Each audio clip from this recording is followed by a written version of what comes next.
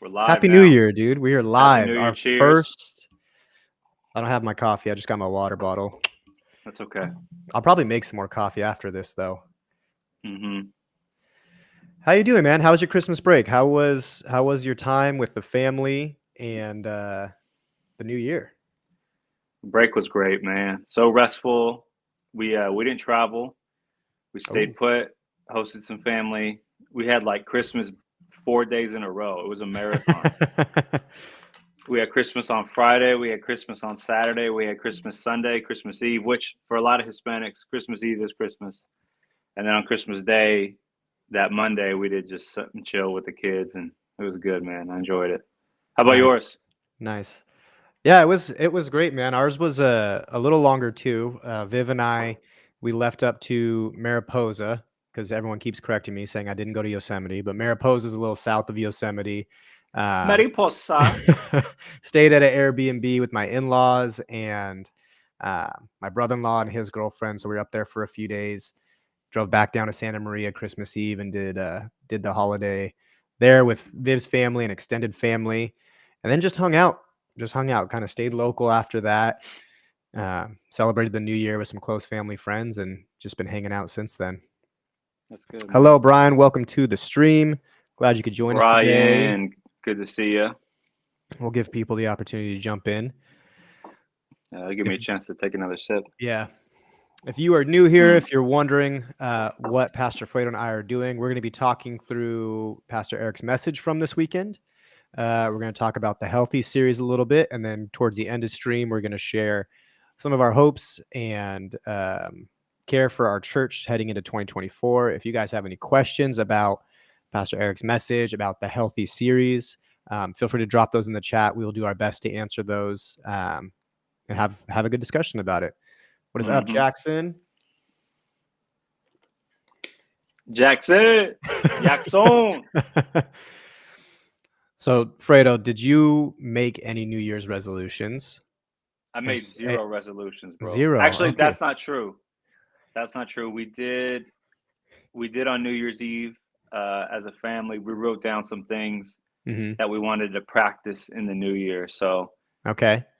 yeah, yeah, I did. So a few of them would be around exercise, which we can get into.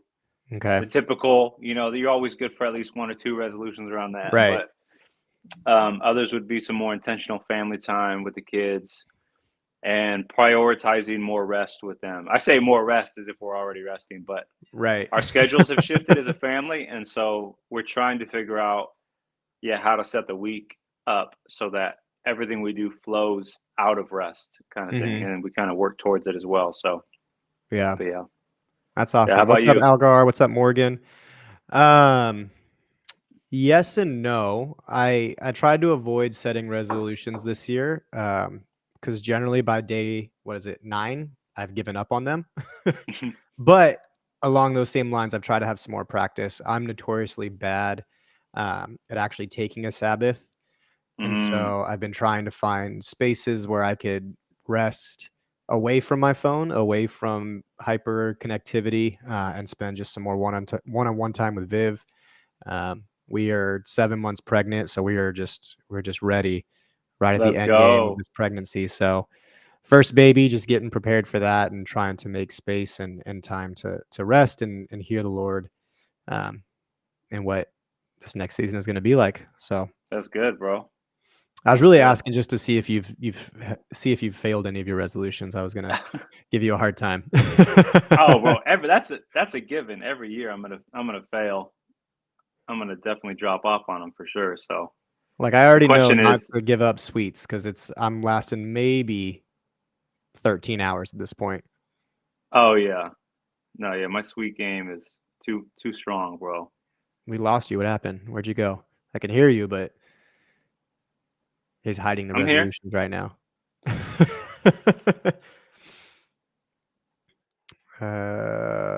All right. Well, maybe refresh your app because your video is not coming through, unless there's something wrong on my end. Hello, Sarah. Hello, Zach. Thank you for jumping in, guys. We're going to get started in just a second. Or we were. I don't know if Fredo disappeared.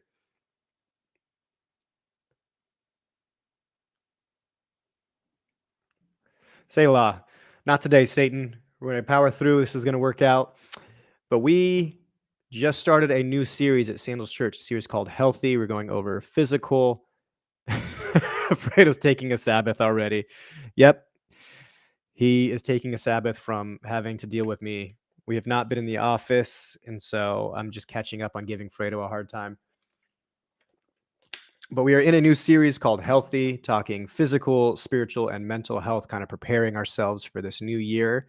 And we had a great message from Pastor Erik, our director of missions. Fredo's resolution: get better at tech. That's I don't know if that's going to be possible for Fredo. That's going to be for sure the first one he fails. We were setting this up, and somehow this man left his laptop at the Hunter Park campus. I don't know how you leave a laptop somewhere, but he did. And so now he's operating off the iPad. I'm right here. Welcome back. Dude, I don't know what that was, dude. That was not right. We're getting we had Morgan said you're taking a Sabbath from the stream. Yeah. Zach said your New Year's resolution is to get better at tech. So that's a low Man, why bar. are they taking shots at me like that? Listen, you said resolutions and I took off, man. That's on you, man. I acted like I couldn't hear you anymore. I could hear you for a little bit, and then it just completely cut out. And I was like, all right, well, Okay. I guess I'm going to have to carry this mantle for the rest of the stream until this figures out. Hey, you got it, bro. You got it. But all right, let's jump in. Let's jump into Pastor Erik's message. Correct me if I'm wrong. He's our director of missions and outreach, right? Mm-hmm. Yeah, that's like his official title. Yeah, he's thinking through care for all of our missionaries, all of our goers, thinking through outreach from our church to reach people that don't know Christ. He has a very extensive background, a very knowledgeable teacher and educator. What did you think of? I know you've worked with him in some of like the physical aspects. What did you think of what Pastor Erik had to share? Man, I loved it. He seemed to be the perfect person, so to speak, to kind of share on what it's like to value our bodies. He had a great kind of initial thought around we wouldn't treat our phones the way we treat our bodies, or our houses the way we treat our bodies, and so in fact at one point he used the phrase like your body is actually the only thing you truly own in this life. And I was like just thinking about that, like, man, that's so true. And then also to think about our bodies as an expression of God loving us, right? So like that was actually great to meditate on, like, oh wow, yeah, a real tangible way that I experience God's love is through the body he's given me. And so there's an opportunity to say, man, thank you, God, for this. Thank you for what I have.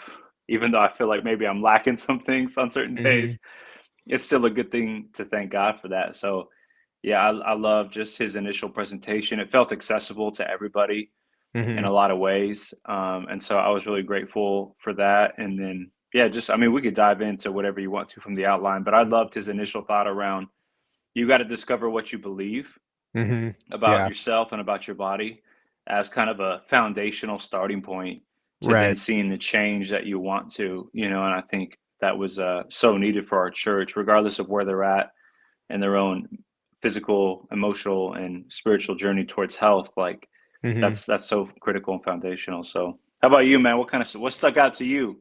Yeah. The vegan in the room, what stuck out? I wasn't even going to say that. What's up to our new viewers? Welcome in. I love. Good to see you. Happy New Year to you.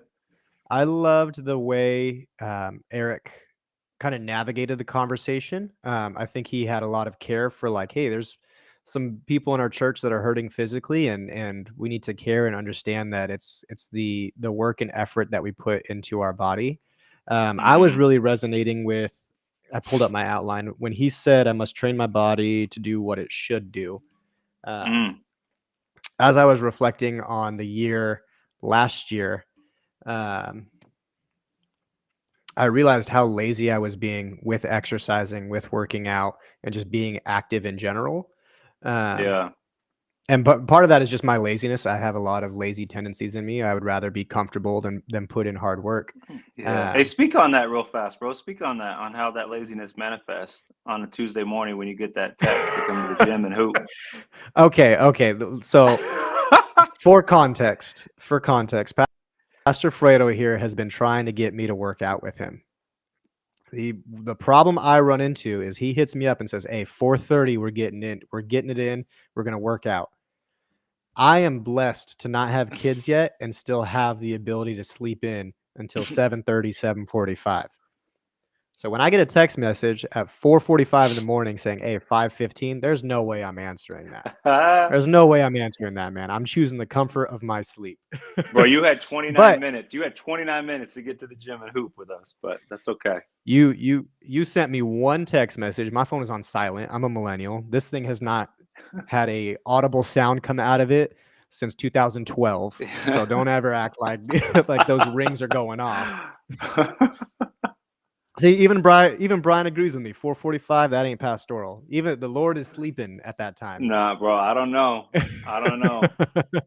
Some of the gospel writers say it was very early when Jesus got up. So There's a PM version of 4:45. Okay, see, Brian, yeah, that's actually a great point. That is where my laziness comes in. I drive past 2 gyms every time on my way home. Um, and I'm the type of lazy where I'm like, "Yo, I could go to the gym, get a good workout in before I go home and exercise." But I'm usually just straight home, back to sitting on my phone or doing something that's just kind of mind numbing. And I reflected, I was like, oh man, that's really not healthy for me. hmm And our friend Jackson's in the chat. And towards the end of last year, we started to make a habit of like going to go skateboard together. So I'm thinking of Eric's thought of like, oh, I got to train my body to what it must do. It's like, okay, if I can have that accountability and just like slowly start like, okay, I'm gonna go get on my skateboard and just ride around. It's a lot of cardio in that, and kind of building off of that of like, no, I have to deny the comfort to build up these exercises and these practices. right. So I really resonated with that. That's good. That's good.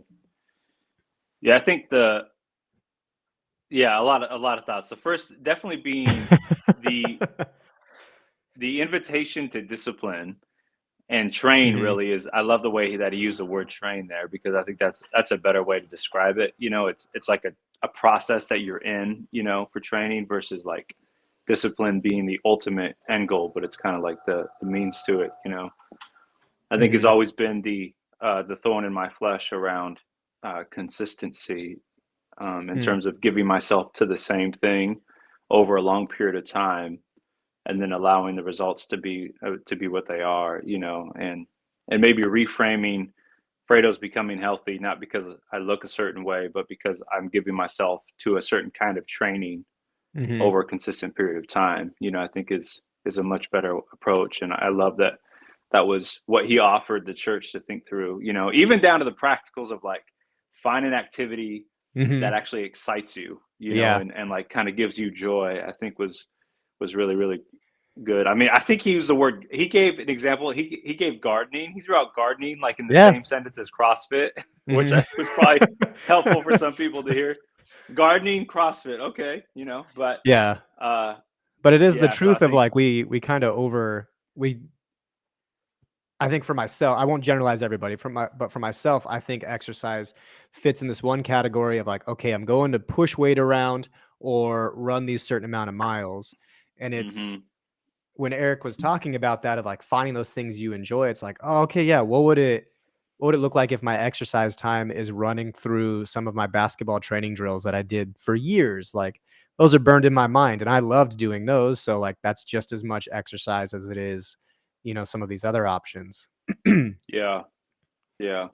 And I think too, like without trying to over spiritualize the moment, there is a kinetic experience in whatever you're training in that I think Mhm, is really beneficial to your own life with God, whether it be through praying or you just are a bit more attentive to your day, what you want to be intentional about, who you want to see. I find a lot of times, like if I'm even just out walking the dog after I get done exercising, it's like a great moment in which I feel like the spirit just starts to speak in a lot of ways. Whether mhm, I'm just looking at the tree, I'm taking in the cool breeze, or I feel maybe anxious about something I'm stepping into at work that day, like that kind of activity or whatever the movement in becomes like a pathway to actually connect with God in that moment, and it could be Yeah. so many different things for people. And so, yeah, I think allowing everyone to kind of discover that for themselves is just really freeing, hopefully Yeah. for a lot of people as they think about, all right, I'm going to be healthy. Yeah, definitely. Chat. If you guys have questions about the sermons, again, you can drop those in the chat section. Pastor Fredo and I would love to hear some of the things you guys took away from the sermon. Feel free to Mm-hmm. drop those in the chat, share some of the things that you learned and really resonated with you. The 5 Uh, a.m. issue became really a major talking point. It looks like in the chat.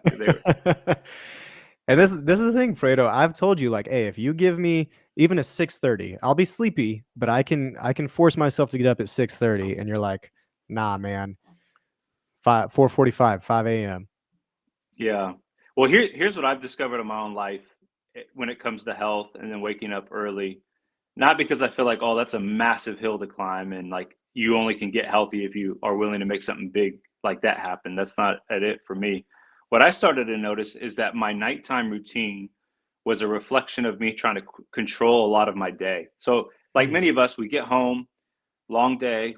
There's still more things to do at the house, and so by the time like my kids would go to sleep, like there was a part of me that's trying to hold on to parts of the day where I end up just kind of lingering Mhm. rather than like saying, okay, God, I'm going to entrust my sleep to you. I'm going to entrust this evening portion to you. And so I have found I'm having better mornings because I'm committing less time to just, meandering at night, usually in the kitchen, snacking on something and just going to bed. And so Right. committing early rest to God has been helpful to like getting and stewarding the next morning, which has been, yeah, a win for me. So I know that's not for everyone, but specifically for me, and my own proclivities towards either sin or distraction or escaping from what I need to deal with, the nighttime was that. And so Mhm. cutting some of that out, going to bed early, waking up earlier was like a really helpful thing that I'm still in the process of discovering more about. So that's Yeah. why you're going to find me shooting hoops at 5 a.m. with a bunch of other of my neighbors. So I mean, like I said, the baby's coming for me. I have a couple months, so who knows? April, maybe yeah, May, I'll be up early enough to come hoop with you. yeah. Morgan shared that she loved the idea that it's a pathway. Definitely, I Oh yeah. resonated with that of like it's not an immediate and not an immediate, success or change, but like, you're on this journey to a healthier lifestyle. Hmm. Brian asked, well, he pulled a quote from the sermon and said, sometimes the solution seems much smaller than the size of the problem. Have you guys ever experienced that? I'll let you Oh start. man. Yeah, yeah. By me realizing I don't need to have a snack every night at 9 p.m. I was actually just telling my wife this today. Like, I've noticed just so the crucial window for me to Mhm. snack and stress out about my day, my life, my identity, whatever it is between like 8 p.m. and 9:30. So the Hmm. window time of 8 to 9:30, Fredo's just spiraling. I don't care how good the day is. I'm looking for a snack. I'm trying to soothe myself. And so the small change that I've made is like just being a bit more intentional with resting, Hmm. praying, or talking to Ashley at that period of time, and then getting ready for bed. And that's been a huge help in dealing with a larger problem that was residing in Hmm. my heart around how well I thought I was doing or how poorly I was doing at the end of the day. So Hmm. yeah, I think it's a great thought, Brian. Sometimes, yeah, the small things. And for me, it was like that window in the evening time of just being more intentional with that has Right. made a significant difference. So how about you? Yeah. I actually had this happen last summer where I was experiencing, this is a very like just a physical example, but I was experiencing a lot of knee pain in my right knee. At the time I was running a lot. I haven't been running in another 6 months. Another thing I need to get back on, but I was running a lot and I was like experiencing this knee pain, and I thought, oh great, I'm getting older. This is it. I need to I'm gonna have to get surgery on my knee. And after consulting with a couple people that also ran, they're like, "Hey, dude, it's just stretches. Like all you need to do is do this different type of stretch, and that's gonna loosen your knee up, Hmm. and it's gonna feel a lot better." Um, and that was it. Like I just started practicing these stretches every morning and doing them, 5 minutes right when I wake up, and a lot of that knee pain went away. So it kind of opened my eyes to like, oh yeah, there is simpler solutions for a problem that we think is much bigger. That's not the solution for everything, but there is ways that we could train our body to be healthier and avoid some of these injuries or some of this strenuous activity. Yeah, that's good, man. That reminds me of that guru online, the knees. What does he call it? Knees over toes guy who always does like those Oh yeah. Mm-hmm. really, really. They look Mm-hmm. intense, like just hard to do stretches, but they're actually really, really helpful because they open up the parts of your leg that Yeah. eventually cause the knee pain. Yeah, I like that knees guy. over That guy is, toes. he's got some good stuff. I don't know if I'll ever Yeah, be that flexible, but he's got some good stuff. yeah, no, man. Well, I would love to hit 60 and be able to just get into a human pretzel. So maybe that's a I'll be random 60 goal for me. eating pretzels, but Yeah, I'll be 60 at Wetzel Pretzel. 60 So eating get that my Mickey Mouse pretzel, dude. yeah, get that cream cheese pretzel. Jackson, Jackson. yeah, he Ooh, had a question. Jackson had a question for you. He said, Fredo, how has the mental benefits of exercise helped your openness or experiences for spiritual moments? All right, Jackson, just taking it deep right off the bat. I like that. right. Yeah. So there's a category that I came across about a year ago that has been helpful, and it's a kinetic processor. So meaning like Mm, I tend to process better with some kind of movement that's happening. And so generally speaking, like I'll spend whatever portion of my workout in cardio mhm, being a bit more attentive to things I want to pray through, or I'll actually like not have music playing the whole time so that I can like maybe pause for some prayer. And so yeah, the mental benefits have been great as it relates to some of the exercises, because I do feel like when I am in some kind of movement, it's been really beneficial to like my processing, either with God or things that I feel like God has been saying to me. In addition to just like laying out my day, my workflow, right? Like there's other mhm, aspects that kind of happen. So yeah, marrying the two between movement and spiritual moments has been like, mm. yeah, huge. So, but That's good. that's, That's good stuff. Scott, what's up, Scott? Scott asks, how do you help someone who knows, quote unquote, something is bad for them, but continues to do it because there's no immediate consequence? yeah, that's a great question, man. I mean, the Yeah. phrase "no immediate consequence" Mhm. immediately communicates to me that it's going to be really difficult and challenging to actually get them to stop Right. whatever that habit is that's not ultimately good for them. I heard Adam Atchison, who's a pastor at Sandals, say one time that no one's quite ready to change unless they understand the pain of not changing is ultimately greater than the pain of changing in the moment. Mm, So, like in a sense, you're kind of exchanging the bar. the frustration, the challenge, the agony of changing now versus the agony, pain, and frustration that you know is coming to you in the future. Mhm. And so, maybe at some point, if you're counseling this person who also acknowledges there's no immediate consequence, if they're humble enough to listen to and embrace the vision of their life that's going to be coming to them, then Mhm. I think maybe you'll see some positive turn. So because we certainly are all becoming someone and something. um, the the principle out of Galatians, you reap what you sow, I think is very, very true, even when it comes to our physical bodies. Mhm. And so it's the law of returns. What you put in will eventually produce something. And so yeah, I think if they're willing to see, sure, there's no immediate consequence, but in the long run, something significant's going to come that I'm not ready for, that could ultimately break Mhm. me, then I need to be open to, as Eric was talking about on the weekend, listen to wise people, who Mhm. lovingly invite me to stop doing something that's bad for me. So, Yeah. but Yeah. That's great. And I mean, Scott, I think there's also, I come from a prayer warrior family, so I always kind of naturally lean towards like, if they are not willing or ready to accept the consequences because there's no immediate consequence, then one prayer I would offer up is like, Lord, help them um, in their own way see the consequences that are coming. Help their heart be softened to some of the consequences that are coming, so you can have that conversation.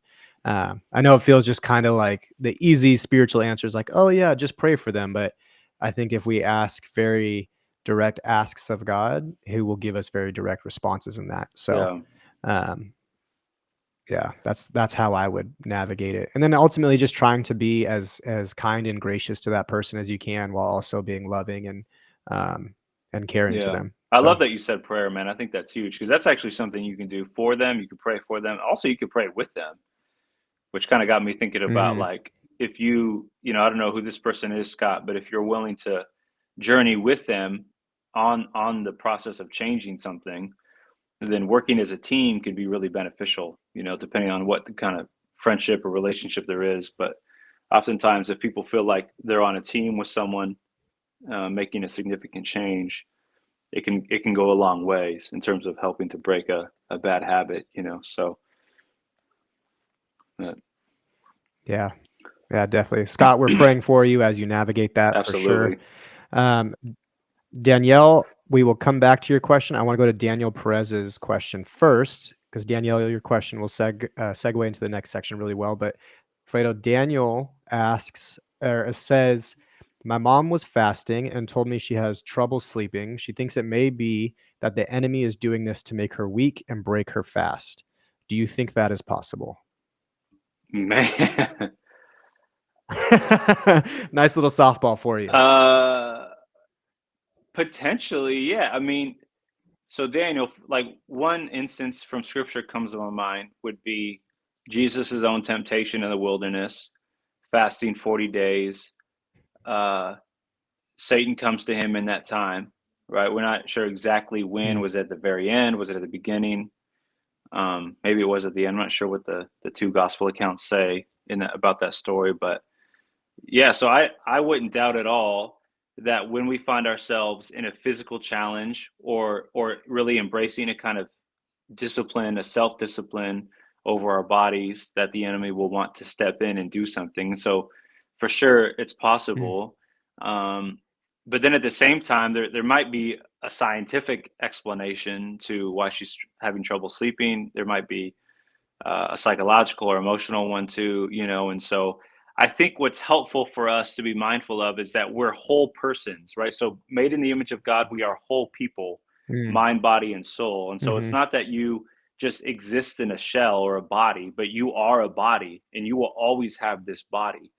Even post resurrection, we're in a new body, right? First John says, when we see him, we will be like him. And so it's important to him to be open to the reality that as whole people, mind, body, and soul, there's complex issues that we often deal with. And so it's not always just a spiritual right. attack, or it's not only just an Mhm, emotional issue or a psychological one, right? But it could be a combination because we're complex whole beings that are made up of, yeah, we have a mhm, mind, we live in a body. Everything you do for God, you do in your body. Every time you sin in your body, right? So like there's a marrying, what people refer to as a somatic union between body and soul. And so there could be an aspect to spiritual things happening to your mom as she's fasting, committing herself and her body to Jesus.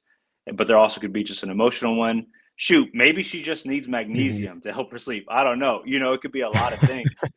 And so it's not, I say that Mhm, because it may not be a bad thing to take a handful of different approaches to what she feels like she's experiencing when she's weak, when she's fasting, So, um, yeah, I said a lot, but mhm. hopefully something there is beneficial to you and especially to your mom, man. But yeah, no doubt. I think anytime we're fasting from anything, especially food, it's important to be hyper aware of what's spiritually going on. And so I think, yeah, committing it to God, naming it to God, like, Lord, I feel like the enemy's after me. I want to be able to Mhm, sleep. So, mhm. yeah. Yeah, 'cause Fredo, correct me if I'm saying anything wrong here, but ultimately fasting is a time for us to, um, reflect and try to get closer to the Lord, trust in like when I fast coffee, I'm removing coffee so that every time I crave coffee, I remember like, okay, let me pray through this and try to deepen that relationship. And naturally, anytime you're trying to deepen your relationship with God, the enemy's going to try to distract you from that. So I agree with Fredo. There may be this spiritual aspect, but also like we were saying earlier, there's practices. Fredo was saying, snacking late into the night, ultimately affecting his sleep, him staying up, and him not doing as well the next morning. So there's just many, many facets in that. And like I said earlier, if we offer direct prayers to God, he will give us some very direct answers. But we are definitely praying for her as well. Please pray for her. She asked me to do this for her as well. I think that's a great Yeah. idea. I mean, fasting is a great practice for our faith, and it really helps us realign our thoughts and our minds and our desires to God. So we'll be praying for you. We love you. God bless you in that. Let's take a little bit of a Yeah. shift. Real fast before we close on Let's start that. talking.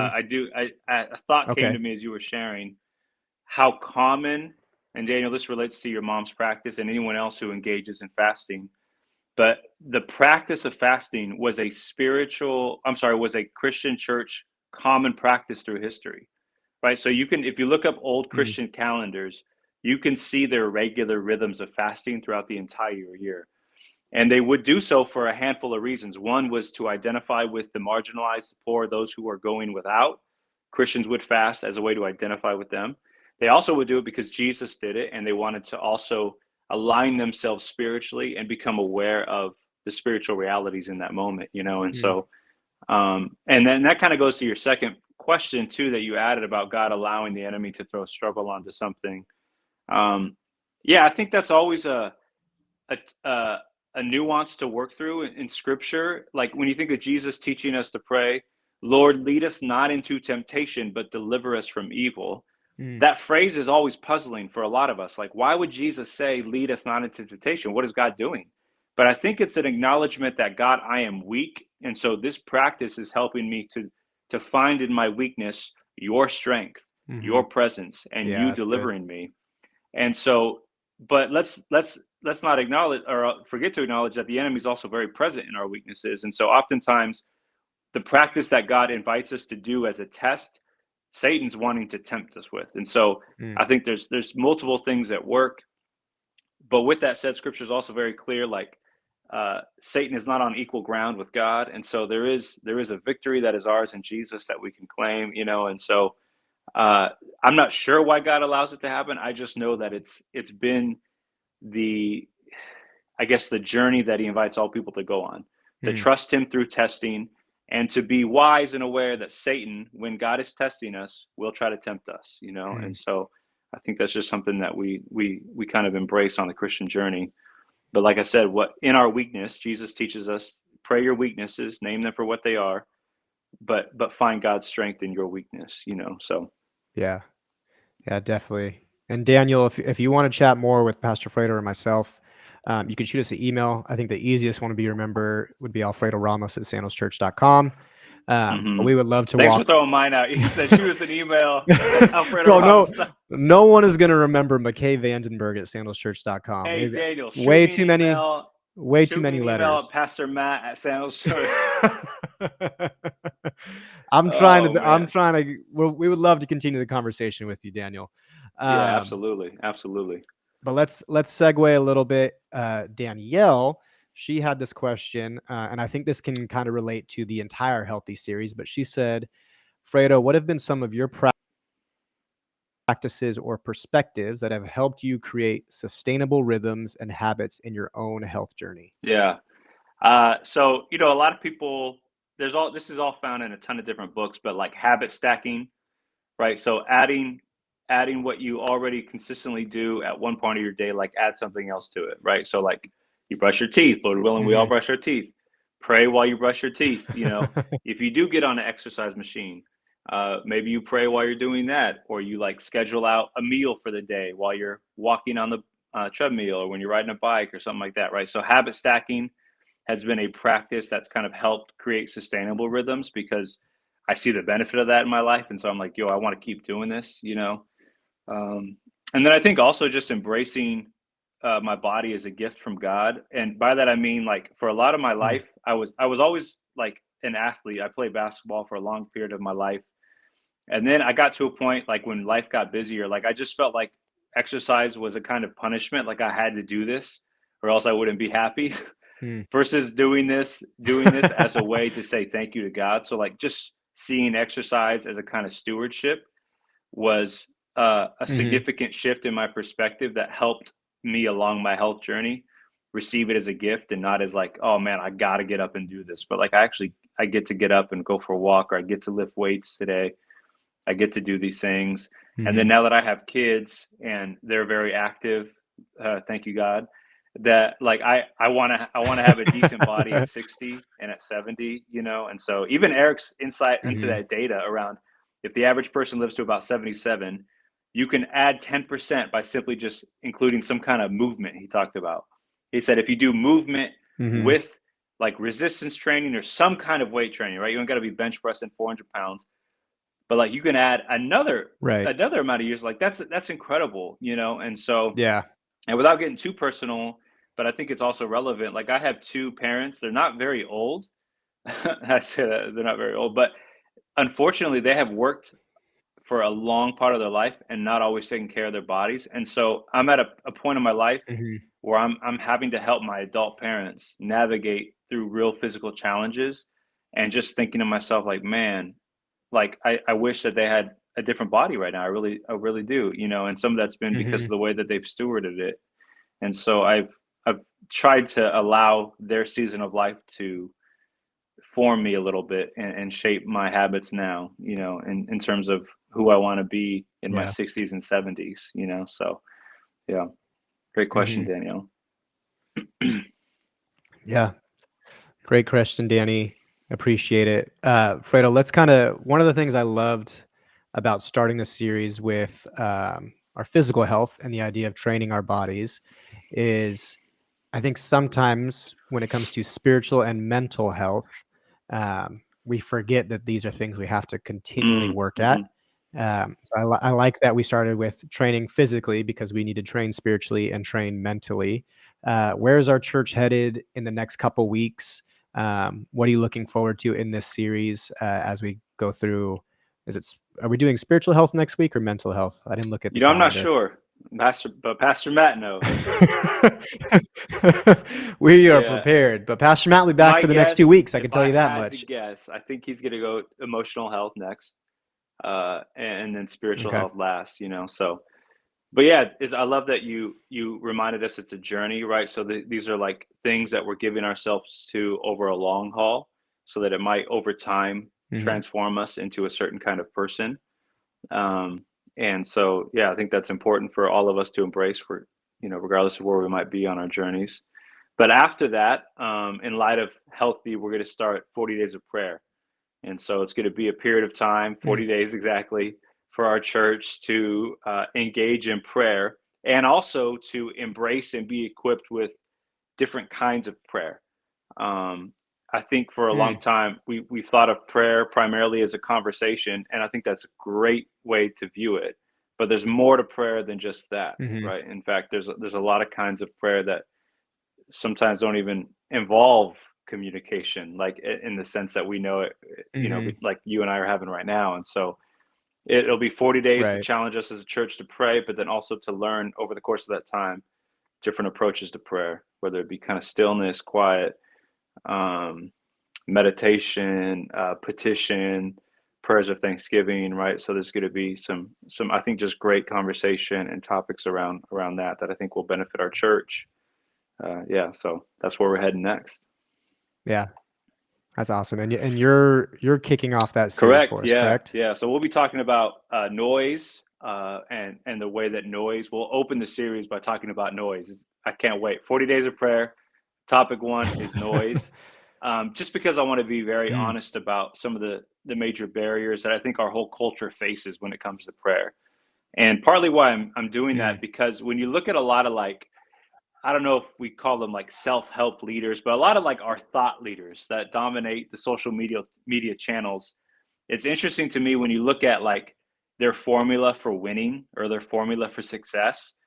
Most of them have in there like, I love that phrase. But a lot of them do have within that formula like being quiet or like taking 10 minutes to journal in the Mhm. morning or read. And they're not even necessarily coming from like a religious or even a Christian perspective, but they are Right. identifying and acknowledging the value of stillness in a culture that really does value speed, up into the right movement constantly, right? It's and so I'm finding it an interesting case study amongst a lot of non-Christian thought leaders that they would make the case for quiet and being quiet in a part of your day to Mhm. reflect. And so I'm wanting to not piggyback off that, but like kind of recover that truth and reality, but from the perspective and life of Yeah. Jesus, because it's so needed. So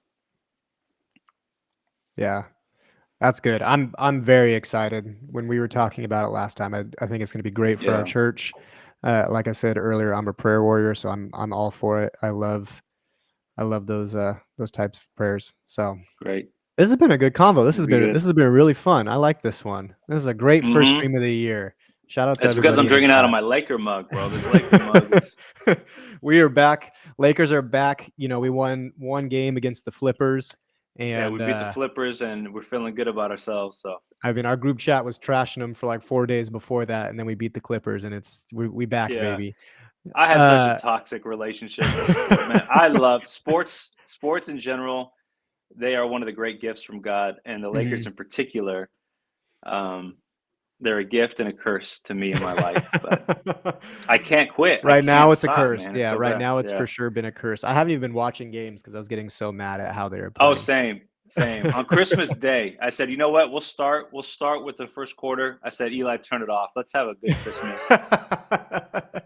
Tired of Oh, these that's Lakers great. ruining Christmas Day for me. So we started the stream talking about resolutions and our hopes and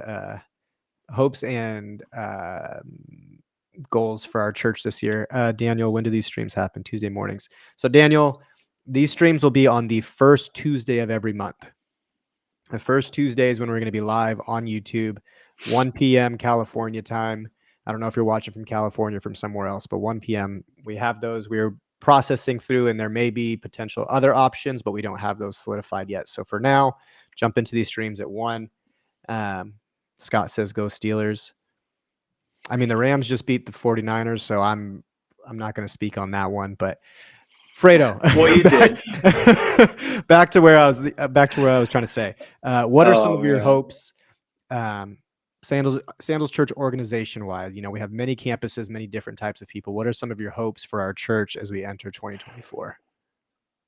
man. Yeah, I got a few things that come to my mind. I mean, we continue to live in a post-pandemic world, right? So there's a Hmm. lot of challenges facing everybody. Um, the world feels like it's continuing to face hostility at a global level, at a community level, right? Wherever you live. And so what I'm kind of hoping for is that our authentic life with Jesus continues to transform us just to be a gift to people in the world. Mm, Like in the midst of such instability, that our church, over the course of these series, would continue to experience the peace of Jesus and the life mm, of Jesus, insofar as that they're able to offer that life and offer that peace to other people around them. And so I've been struck recently by how fascinating of a teacher Jesus is, and he never yet yeah. like once talked about happiness, but he regularly talked about peace, and Mm, he regularly addressed our fear as humans. And so I think, yeah, I would love and I dream about Sandals Church as a whole, people both who are at campuses, but also everyone who watches online, that we would engage with Jesus in such a way that we would become life-giving people and mm, peaceful people that offer that. Like that's something I hope for. I want that in my own life, and I hope that for yeah. would happen in everyone else's too. So Yeah. That's good, man. I don't think I even have anything to add to that because I'm in that same boat. I hope that everyone that calls Sandals Church home, or even people that are just, if we're a supplemental uh, teaching to your home church, I hope that our church just can embrace the love that Christ offers us, and that we could share that with others. I mean, we're entering another election year, so who knows what's going to happen. yeah, My yeah, prayer is that our church can be that stability and peace for people in what I'm assuming is going to be another chaotic year. yeah. and just that the Lord would allow, or that we would allow the Lord to transform all of our lives. I believe in the transformation that Jesus offers us. And like you're saying, the peace and the joy that can come from that transformation. So Yeah. I'm very excited. I'm looking forward to this year. I'm looking forward to doing more of these streams and just kind of interacting with people Yeah. online. If you're far, if you're in person, come hang out. We would love to meet you guys in person too. So any final thoughts, Fredo? That's it, man. It was a good one. Good one. Happy to chat and connect with everyone today. And Yeah. yeah, we'll Yes. see Thank y'all you in a for all few the weeks. questions. Thank you for all the chats. That We was love you great. guys. Happy New Year's. We'll see you